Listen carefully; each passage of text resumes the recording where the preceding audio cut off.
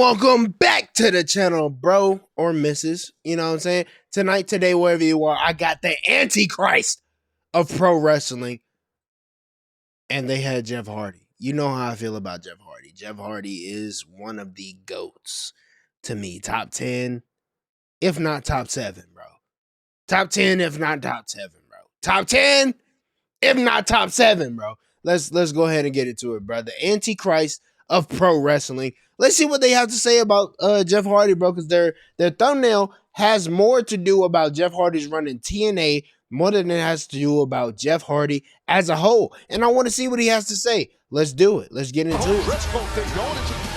In the world of professional wrestling, one of the hardest and most important things you could do is keep your character or your product as fresh as possible. That's a fact. Every wrestler has the potential to explode and become wildly popular, but every gimmick has a shelf life. As over as you are in that moment, it's near impossible to maintain. I feel like Joe Hendry, don't mind how I said his name, bro. I'm off. Yeah. Joe Hendry, I feel like he done reached his peak as far as that gimmick is going to go. As far as like, you know, cool music, you know, just happy, optimistic guy. I feel like he done reached that peak. And he gonna have to dig into some deeper realms to pull off some wins for him to get back to into that title picture. And it might turn him heel. Now, a heel Joe Hendry. A heel Joe Hendry. How do we feel about that? How do we feel about that? Drop it in the comments. A heel Joe Hendry. How do we feel about that? A long period of time, and the crowd will eventually turn. There are certainly exceptions to this rule where wrestlers will remain universally over no matter what period of the career they're in, and they won't have to change a thing, but they do to maintain interest in their characters. Some examples of this practice include Stone Cold Steve Austin turning heel in 2001 despite being the most over babyface, CM Punk turning heel in 2012 despite again being the most over babyface in the company, and Jeff Hardy, one of the most popular wrestlers of all time, turning heel in 2010 and becoming a version of himself that we had never seen. Technically 2010. Wait, I might have my dates wrong. Let me shut the fuck up. Seen before and haven't seen since. A character with so much promise and so much potential that we never got to see its conclusion due to heel Jeff Hardy. Heel Jeff Hardy in 2010. Heel Jeff Hardy in TNA. I just want to say, in my honest opinion, TNA during that time, whoever was in management making the ideas and getting shit together, actually making shit happen, y'all did good as far as making Jeff Hardy a heel in TNA. Y'all did great, bro. Y'all made him a heel as much as you would have been able to make RVD a heel. You would have had to make him do some disastrous shit. Some fucked up felonious shit for people to actually hate this man. And y'all got it kind of across. I can't hate on it. I can't be mad at it.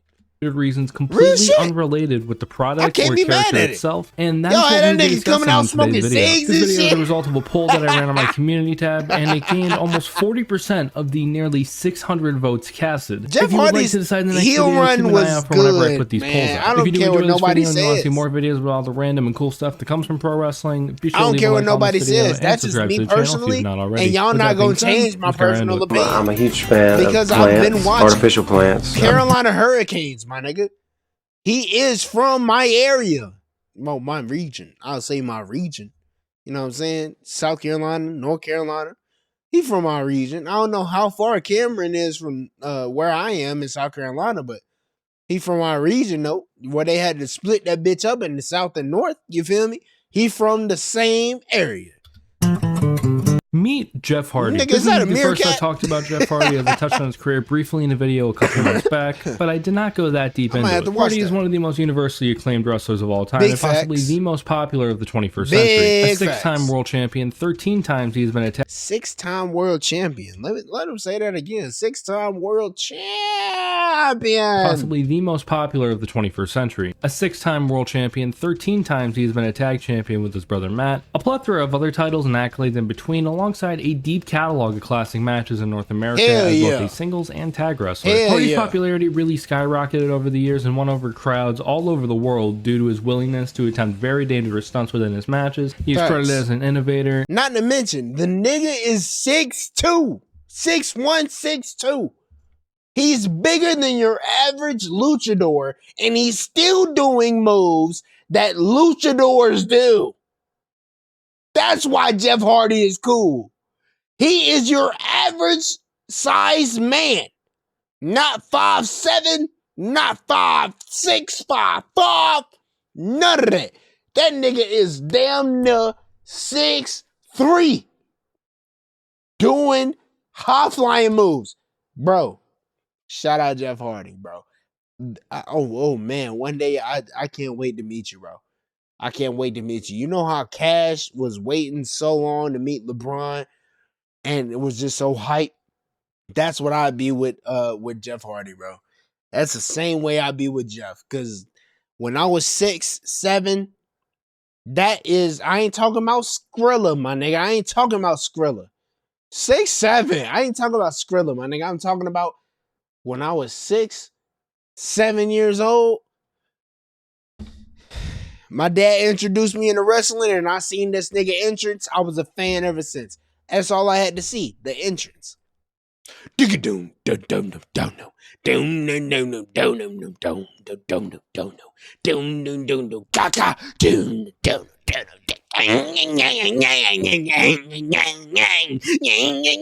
Yeah, bro. Yeah, bro. I'm here. I'm here with it, bro. I'm here. We locked in, bro. We locked in. We brothers. We don't even know we brothers yet, bro. It's okay. It's all right, though. It's all right. It's cool. It's going to happen one day. It's going to happen one day. And has this overall unique charisma about him that has resonated with millions upon millions of people. When describing Jeff, you might have heard the expression, Jeff Hardy is bigger than 2008 Barack Obama. Oh my God, yes. Is he bigger than 08 Obama? Fuck no. 08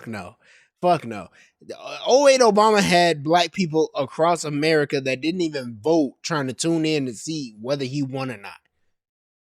He's not bigger than 08 Obama, but I see the comparison. I 100% see the comparison because I was young during that time and I gave a fuck about two things, Jeff Hardy and Barack Obama.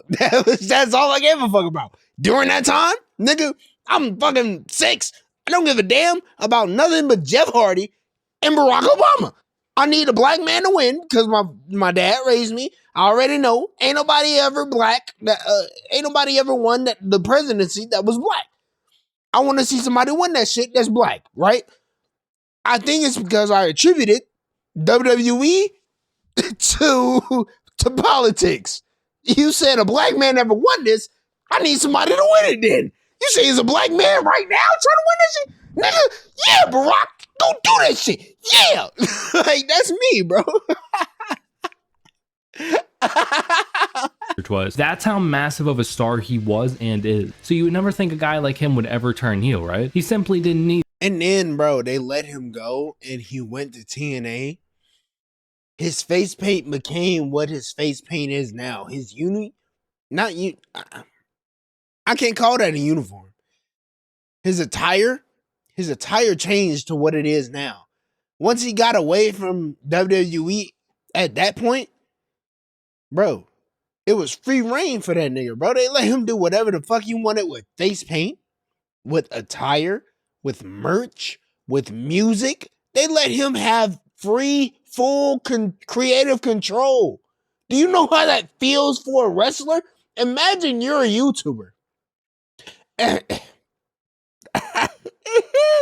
Imagine you're a YouTuber and motherfuckers tell you can only post one type of thumbnail, man. Like you can only post one type of video. You can only post one type of you can only make so many jokes. Once you make this many jokes, you got to shut the fuck up and let the rest of your reaction run out so that the time span is you know what I'm saying? Like, bro, you're not finna hold me in this little barrier, in this little chamber that you want me to and get the fucking business that you want out of me. Fuck you. Hell no, man. Let me expand. When Jeff went to TNA, that's when all that eyeball shit happened. The shit that you see on screen right now with the face paint. That whole eyeball shit happened. When he went back to TNA after he got dropped the first time, that nigga went nuts with the face paint. Some of his hardest creations to date. To date. One of his hardest creations that I seen recently was his match against Nick Nemeth when he had the Finn Balor shit going on, but it wasn't Finn Balor because the bottom row wasn't on the chest. It was still on his face. So it was just like a full face of teeth down here, but a bunch of paint up here. That shit was hard, my nigga. I know I got an image showing right now. That shit was hard, my nigga. Oh my God. Bro, I love Jeff Hardy. I love Jeff Hardy. You know how niggas dick ride Jordan? I dick ride Jeff, man. I dick ride Jeff. And there ain't nothing wrong that nigga can do, bro. It's nothing wrong. You telling me that nigga wrong for wanting to take the pain and the edge off after all these matches in which he's getting done dirty and a whole bunch of bullshit happening to him within the match? All types of spots he gotta take. I'm supposed to be upset. Fuck you, nigga. Need to. Before we get into the meat and potatoes of the video, we're going to try and break down the next 7 years. I just need to let y'all know, like, Jeff where was I released stand from on this WWE in shit. April of 2003 with the company I citing don't give a drug damn use, about erratic none of his behavior, releases and no because showing of the events as their shit he was reason. doing Jeff in the made appearances ring. for Ring of Honor in 2003. He got over horribly with the ROH crowd, who this would is shower bad, Jeff with though. such chants as "We want Matt" This and was a "You got huge- fired." He made his debut for That was the first big black spot in his resume. The second biggest was 2011. Whatever the fuck that was, the pay-per-view. I'm trying to remember the pay-per-view name. It's something road. It has something to deal with a road. Jeff was fucked up, tried to go against Sting. Yeah, a whole bunch of bullshit. It was so bad. If you haven't seen that yet, go see it, then come back to this video, all right? Because it's mad quick. It's mad quick, and you'll be able to tell mad fast that, yeah, Jeff is fucked up. He is fucked up. But yeah, man, let's just keep going ahead with the video, man. TNA Wrestling in June of 2004, was a consistent draw and contender for both the NWA World Heavyweight and the X Division Championships, and eventually would be suspended multiple times for no showing events. He would ultimately be released from TNA in June of 2006. Jeff made his return to WWE in August of 2006, a little over 2 months since his release from TNA. Did you die like 3 years ago? Following his return, he won the Intercontinental title a couple of times, won the tag titles yet again after reuniting the Hardy Boys with Matt, and was even pegged to win Money in the Bank in 2008. To reunite them niggas for like 60 days 13 for violating times. WWE's wellness. To win Money in the Bank in 2008 before he was suspended for 60 days for violating WWE's wellness policy. Side note, CM Punk ended up winning the contract, cashing in on Edge, and winning his first world title. Anyways, he returned, went to SmackDown, won his first world title, lost it after his brother Matt betrayed him, entered a crazy feud with him. He'd win the World Heavyweight Championship and lose it to CM Punk, who cashed in Money in the Bank for the second time. Feuded with Punk throughout the summer, where they trade the title back and forth, before eventually losing a loser leaves WWE match to Punk on an episode of SmackDown in August of 2009. Did he show up in 2010 or 2012? I need to know right now. Let me know the year in which Jeff Hardy showed up, because I could have sworn it was 2010. In kayfabe either, Jeff legitimately left WWE in 2009 with 2 herniated discs in his lower back, as well as suffering from restless leg syndrome. Following this, Jeff took a sabbatical from restless leg syndrome to get his body right, and he wouldn't appear anywhere else during the remainder of 2009. January 4th, 2010 was a big day in the world of professional wrestling. New Japan held their annual Wrestle Kingdom event, Bret Hart returned to WWE television for the first time since 1997, and TNA Wrestling moved their weekly show Impact from their usual Thursday time slot to Monday in an effort to compete with WWE in the ratings. Stupid as hell. Stupid as hell. Stay where you at. Do what you gotta do on the day that you have it done. I don't like what? What are you talking about? You gonna try and compete with Raw? Like, I get it. Y'all niggas was hitting. Y'all niggas was hitting. But like, y'all ain't hitting at that point, bro. Y'all ain't hitting to the point of like a brand and a name in wrestling that's been going on for so fucking long. Y'all are not hitting on that, bro. So just do what you have to do and let the other company do what the other company do. That's why AEW is now succeeding. I said in a lot of reactions ago, I would rather AEW just shut the fuck up and just focus on their brand. Just focus on themselves. Rather than try and call out WWE. Nigga, you don't have the head start that they do, and you never will. You will never catch up to them in name. But you will catch up to them in talent. So just put on great matches, put on excellent shit, and niggas will just, what's the word I'm looking for? Niggas will just naturally come over to you. Because there's a whole much more other shit going on in AEW than it is in WWE right now. Right now. I'm talking about right now. It's so much more in AEW going on than WWE. And that's just a fact. That's just a fact, bro.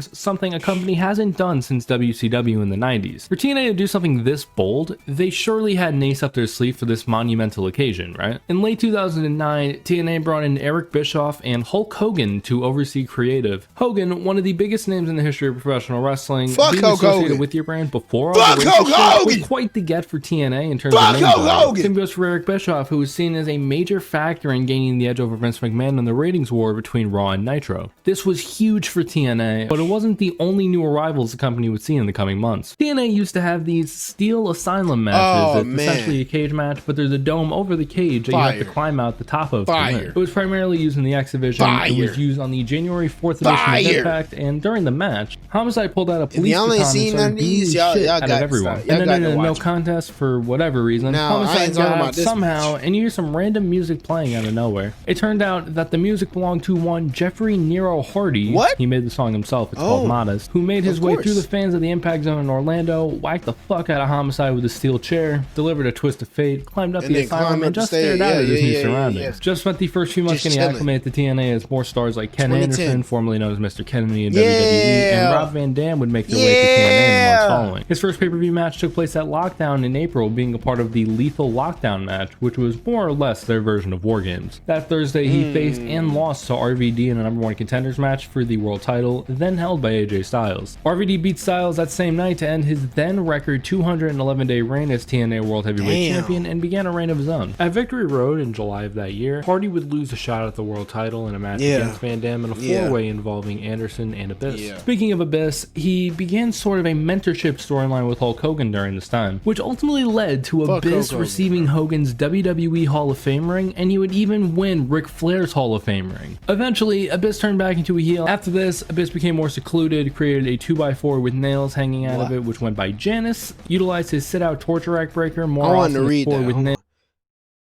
Found this segment on YouTube when scavenging. Here's Abyss beating his meat with Janice. Hanging out of it, which went by Janice, utilized his sit-out torture rack breaker more often as a finisher, more known as the shock treatment, and rambled on about how he was controlled by an entity and that they were on their way. Abyss continued his pursuit of the world title and faced RVD in a Stairway to Janice match on a special episode of Impact titled The Whole Effin' Show. RVD retained a brawling suit. It eventually led to the fight being continued to the backstage area for RVD and Abyss hit RVD with Janice, taking him out of action and involuntarily relinquishing the world title in the process. TNA made an 8-man tournament using the top 8 ranked wrestlers in the company. The goal was to complete the semifinals at No Surrender in September, with the winners of each matchup facing each other in the finals at Bound for Glory for the vacant world title. At No Surrender, Mr. Anderson beat the Pope to advance, and the other match was Jeff Hardy versus Kurt Angle. The match went a staggering 30 minutes and ended in a time limit draw. Now here's my confusion.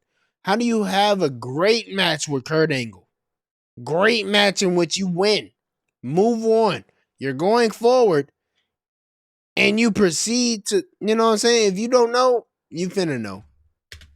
Due to this, both Hardy and Angle were added to the match with Anderson at Bound for Glory to crown a new world champion. At the event on 10/10/10, October 10th, 2010, they had a great match before a ref bump took place. Anderson hits a mic check finish on Angle. All men are down, and this is when that damn Eric Bischoff makes his way to the ring with a chair in hand. Hogan, coming out in crutches, slowly makes his way to the ring to seemingly confront Bischoff. Bischoff throws a chair out of the ring. Hogan gives Bischoff a talking to, incidentally gives a crutch to Bischoff, and the two tees swinging them at one another. together. Jeff rolls back into the ring. Hogan gives him a crutch, and it seems like he's going to go after Bischoff until he turns around and hits Angle in the back as hard as he could with that crutch. He hits Anderson with that other crutch, hits a twist of fate. Bischoff drags Brian Hebner to make the count while he kicks him in the midsection, and the match is over. Jeff Hardy is your new world champion, but at what cost? Well, remember when I was talking about how Abyss was mentioning that they were coming? Well, yes. This is they, now known as Immortal. Everything had gone according to their plan from the get-go. In my opinion, it was honestly a great reveal and a great closing segment to their biggest show of the year. Yeah, it was. At the time, people don't really see it the same way that I do. So, it was a great segment. At the same time, what he said is very true.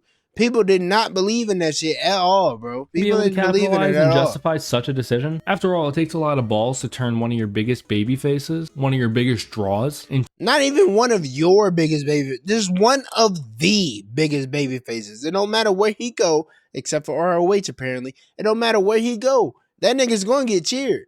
Jeff Hardy will be cheered. It doesn't matter. He's on the same level as John Cena when it comes to fan support. He will be cheered, bro. It's going to happen.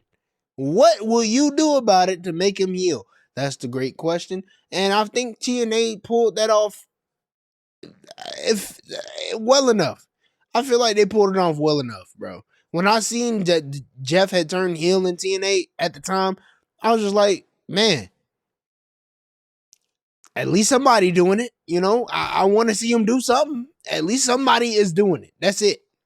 To be heel. Well, they did do something that was honestly unnecessary, but something so unique that Jeff Hardy had never done before. And then they gave him his own title. And that shit looked cool as hell.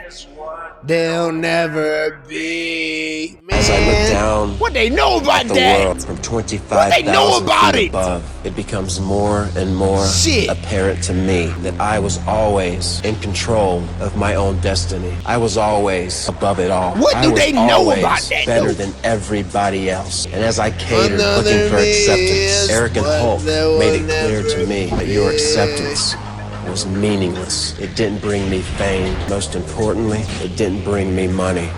I am the here, I am the now. I am the AntiChrist of professional wrestling. October 14th, 2010, the day the Antichrist of professional wrestling is born. As expected with such a heel turn, they completely reinvented Jeff Hardy and transformed him into something unlike anything we've ever seen in TNA before. Everything from his attire, to his entrances, to his promos, it was something completely different from anything else in pro wrestling at this point during a period where it felt like they were desperately trying to become WWE. Outside of Asushi Onita and R-Truth at one time on Raw, I've hardly seen a wrestler smoke a cigarette on air and pull it off. Add Jeff to that list. During this time, Jeff designed his own version of the world title, and it was used by him. That's cool. That's cool. I don't care what y'all, none of y'all niggas say. Y'all, I just need a bunch of people say this shit ass. Like when Jeff got his own title in TNA, they said it was ass. How is it ass? How was it ass?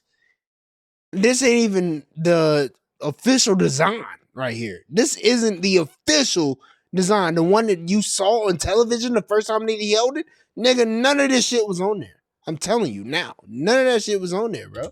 This shit was fire. Not really my cup of tea, but it's still sick that he got to use it. As far as Jeff's reign goes, it was certainly one that had happened. He began a feud with Matt Morgan, who was kicked out of the Fortune stable shortly after they had merged with Immortal. This feud resulted in 2 matches between them for the world title at the Turning Point and Final Resolution pay-per-views to close out 2010. The Turning Point match ended mostly clean, with Jeff working on Morgan's leg throughout the match and winning what was now known as a Twist of Hate. The Final Resolution match, this time a no DQ match with Mr. Anderson as the special guest ref, until he got taken out inadvertently. Morgan hits a carbon footprint, covers Jeff for a solid 40 seconds. Hardy hits a low blow and a Twist of Hate to Morgan onto the steel chair to retain once again. Hardy's next defense was in the Tokyo Dome against a young Tetsuya Naito on January 4th, 2011 at Wrestle Kingdom 5. During the match, Jeff was notably intoxicated and is one of the main reasons as to why New Japan ended their working relationship with TNA. Many cite how TNA treated talents like Okada or Naito as the main reason, but I would argue that TNA sending their world champion to them in the condition that he was in as being more disrespectful. Unfortunately, this wasn't the first time that Hardy had wrestled inebriated, and it sure as shit was not the last. More on that later. We move to Genesis on January 9th, 2011. Mr. Anderson had just defeated Matt Morgan to become the #1 contender for Jeff's world title. Eric Bischoff comes out and reveals that Anderson's opportunity for the title is taking place right here and right now. The match takes place, there's a lot of nonsense that happens here. There were a bunch of run-ins involving RVD and Matt Hardy, who had just debuted for TNA early in the night. Hardy goes for a twist of fate. Anderson counters into another mic check, goes for the pin. God, that was smooth. Oh my goodness, that was smooth.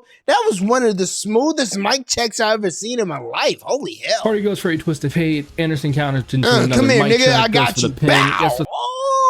Oh, he hit that shit so quick. That's how you supposed to hit that motherfucker, bro. Hey, I'll let it be known right now. All y'all motherfuckers that take time in between from like getting a nigga in your move to hitting the move on your nigga, stop doing that shit. Cody Rhodes, you the main culprit. Yeah, I have to speak on you. Stop holding niggas and looking at the camera. Holy fuck. Nigga, just hit your move. I don't want to see you look at me and smirk. Nigga, I will shoot both of y'all. Just put the nigga head in the dirt, pin him, get the fuck out the ring. I don't know why it's so hard. Why does that, is it supposed to look cool? It's not cool. I can tell you that right now. It's not cool. The way that you do it, it's not cool. Because it looks stupid. Motherfucker just holding on to you like this. Motherfucker holding on to you like these. Like, nigga, just hit your move, bro. But I feel the same way with Jeff, bro. Like, hey, just sometimes hit your move. The 3 count and ends Hardy's 91-day reign as world champion. As a Ken Anderson fan, it was cool to finally see him win something, but you can't help but feel that this reign for Jeff ended abruptly. You want to know what else ended abruptly? Anderson's own reign as world champion as he lost the title back to Hardy 35 days later at the Against All Odds pay-per-view in a ladder match. On March 3rd, 2011, Hardy defended the world title against a mystery opponent, revealed to be Sting. Sting had been at TNA. Victory Road. Victory, that is victory. No, the pay-per-view that I'm thinking where he actually went against Sting and like came out obviously fucked up. It was Victory Road, right? I know I'm right in that. It was Victory Road. 2011, Hardy defended the world title against a mystery opponent, revealed to be Sting. Sting had been at TNA since October of 2010 and had been heavily rumored at this point to face The Undertaker at WrestleMania, but it did not come to be and he made his return to TNA where he'd beat Hardy and win his 3rd TNA world title in about 6 minutes. Throughout the week, a rematch for the world title was set between Sting and Hardy at the Victory Road event on Sunday, March 13th. And this is where the circus starts. Jeff makes his entrance, or at least attempts to make his entrance. This is where the circus starts? A minute past his cue. He's stumbling around the impact zone while playing with his shirt and singing the words to his entrance theme. It does go hard, so I get it. He eventually gets to the ring. Sting now makes his way to the ring. As the crowd bows and he raises the belt. In the background, you see referee Brian Hebner put up the dreaded X, and we now know that this isn't going to happen the way it was going. Good God, he put up the X during the entrance of Sting. I didn't even notice that. Wow, he put up the X, bro. He put up the X before the match even started. He already knew, this nigga is fried. This nigga over here talking to me about McDonald's. He is cooked. Get this nigga out the ring. The match is over before it even started. We're done. Sting retains. We're done. To. Jeremy Borash makes the introductions before the bell rings. Eric Bischoff comes out and announces that it'll be a no DQ match to the live audience. He calls an audible off the mic and tells. And I respect Eric for even walking over to Jeff first and saying, hey, we know you fucked up. We know you fucked up. No, you didn't fuck up anything as far as movement. No, we know you're mentally, physically, we know you are fucked up. Sting gonna win this shit. He gonna hit you with a scorpion death drop. 13 seconds. You're over with. Get out of there. Get out of there. Tells Sting to get Jeff in a scorpion death drop to keep him down for the 3 to end this train wreck as soon as possible. The bell rings. and hell begins. For about 50 seconds, Jeff teases tossing his shirt into the crowd before just dropping it onto the apron. Sting hits some punches and a kick before getting Jeff into a scorpion death drop, putting his entire weight onto his shoulders to secure the 3 and to end this. Jeff no-sells it and is very confused as the ref raises Sting's hand. The crowd chants bullshit for that bullshit ending. Sting famously responds the thing with, Eric Bischoff just came out there and did was tell Jeff, you're going to lose. You're fucked up. What the hell are you doing? He went over to Sting, told Sting, you're going over. That nigga's fucked up right now. You have to win. It doesn't matter if he tried to kick out as much as he do. Pin him. Pin him. So I agree, and the show ended. TNA apologized for this by giving everybody who purchased the pay-per-view 6 months free of their on-demand service. Admittedly, it's been a while since I've watched this match back, and I've never really felt any sort of way about it other than pity. This is the first time I've watched this back and felt genuine frustration. And while some of it is that Jeff is irresponsible and damaging action, it's more on TNA for even allowing this travesty to happen in the first place. According to Bischoff, Jeff had made an appearance for the 11 a.m. mandatory call time. He said before that Dixie wasn't in Gorilla during the time of the main event, therefore he had to call an audible himself. He then went on to own his he then went on his own pod to say the exact opposite. Which one is it, Eric? It was not seen again until right before the main event. Victory Road started at around 8 p.m. Eastern. The shows end up being around... Now, why is... This is a horrible cover, by the way. Holy fuck. For 2011, even 2011 time. Why am I just seeing one person on the cover? It's just Kurt Angle. And it's just him from 2 different angles. What? What is that? Around 2.5, 3 hours. So let's say the main event started around 10:30. You didn't see the guy for over 11 fucking hours. Oh my God.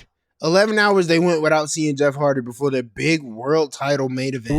And you still put on the match? I want to clarify, Jeff is a grown-ass man and he deserved any repercussions that he would get as a result of this. But you don't see one half of your main event for 11 fucking hours. You definitely know about his habits at this point and you just decide to throw him out there to embarrass. They didn't see Jeff for almost half a day. Okay. I see what they said. Yeah, I heard something about that. Okay, so I was confused. I thought that, like, the whole arena hadn't seen him at all for, like, the whole night. Until, like, 15 minutes before he was supposed to come out or some shit. No, that nigga wasn't even in the building. He wasn't in the building. He didn't show his face to not a damn person. Until right before he was supposed to go out. Yo, Jeff, I'm glad you better, bro. I'm glad you're doing way better nowadays than you was doing during these days. Cause holy shit. I can imagine you leaving WWE, coming into a territory like TNA, and they hiring whoever the fuck, all type of old WWE wrestlers, and you see them in the backstage doing all types of fucking Quaaludes, Percocets, Xanax, all type of pills and shit. Like, I understand. I understand, bro. Yourself? Whether Dixie Carter was in Gorilla or not, Eric Bischoff made an awful decision that has plagued the perception of TNA for years, even past his fucking tenure. Again, trash, Jeff's a grown-ass man who should know better than to risk the safety of himself and his opponent by going out there drunk and high. But he did face Naito in a similar state a couple of months earlier after all, and look how well that ended up going for the company. I'm going to leave my grievances here because we have a little bit left to go, but never tell me that Eric Bischoff is a respected figure when it comes to talking about pro wrestling. He's a fucking joke. There is a light at the end of the tunnel, though, so let's move on before I say even more. Jeff was suspended by TNA and completed a 120-day rehabilitation course. He was obviously removed from Immortal, and TNA redesigned the title. Jeff made his eventual return at the August 25th tapings in Huntsville, Alabama, 5 days after Matt had been released by TNA following a DUI. Jeff apologized. I'll be honest, bro. At this point, I'm just starting to think that drunk driving is a thing in the Southeast. That's the thing that we do. I don't know, man. Like, we ain't got much else to do down here. Shit. Imagine the niggas in the Midwest. They drunk driving every fucking day. That's why you see Midwest safety. You know what I'm saying? Body cam videos like those. Midwest safety. Where's that? In the Midwest. Now, where do the majority of the cases be that I be seeing? Fucking Wisconsin. I don't know why. I have no clue why. But Midwest safety be in the Midwest. Just taking body cams and posting them. Shit be happening out there, bro. But, like, not as far as economic wise. Them niggas is just farmers. So yeah, they gonna drink and drive. That's the most fun that them niggas can have. Man, now what can we do for them? Nothing. We can't do nothing, bro. Because people ain't gonna live out there. Who the fuck gonna live out there? Who the fuck gonna live out there? Everybody that was living out there, they trying to get rid of. Hello. So the fans acknowledged that he had hit rock bottom. He asked for one more shot and that he would prove himself. Jeff had programs with Jeff Jarrett, Bobby Roode, and I'm over it now. Following his return, and immediately showed how much more concise and competent of a performer he was than he was a year ago. He entered the Bound for Glory series, made it to No Surrender in the semis, where he beat both Samoa Joe and Bully Ray in the same night to win the series and face world. Do you know how hard that is? And he faced Austin Aries the same night or just at Bound for Glory? Anyway, yo, he beat Samoa Joe. And in the semis where he beat both Samoa Joe and Bully Ray. Bully Ray. Also Bully Ray. Because I couldn't remember your name just now, just know you're not a legend like you think you are, man. You're not bigger than the Hardy Brothers. The Dudley Boys, y'all are not as big as the Hardy Brothers, bro. The Hardy Boys, Dudley Brothers. Okay, the Dudley Brothers are not as big as the Hardy Boys. There we go. I'm saying it now. The Dudley Brothers are not as big as the Hardy Boys, bro. Never will be. And Bully Ray in the same night to win the series and face world champion Austin Aries at the 2012 Bound for Glory Austin event. Aries. At that event, 2 years after his first world title win, Hardy completed his redemption by defeating Aries and winning his third TNA world title. I can't explain it nearly as well in a brief paragraph. This is one of my favorite stories told in TNA and a prime example of how you can use a personal struggle to your benefit in wrestling. It's a redemption held the title until March of 2013 when he lost the title to Bully Ray. This is where I believe you can pinpoint to where the beginning of the end for TNA was. But I digress. But yeah, that was Jeff Hardy, the Antichrist of professional wrestling. But I don't care. I like the Aces and Eights. Let me know down in the comments what you thought about this video. For all feedback, positive or negative. If you did enjoy, be sure to leave a like and subscribe to the channel if you're not already, so you're not missing any future videos. What the hell is that? Thank you so much for watching, and I will see you all in the next one. Peace out. Peace out to you too, bro, and peace out to the peace out to the fans, bro. I fuck with y'all. Y'all fuck with me. Hey, man, leave a like on the video. Subscribe if you fuck with the vibe. Original video will be in the description below. And y'all have a good one, man. Peace! Shout out to Hardy! Yeah! No more words! I know that's not how the song goes. I'm just yelling out the name of the song, bitch.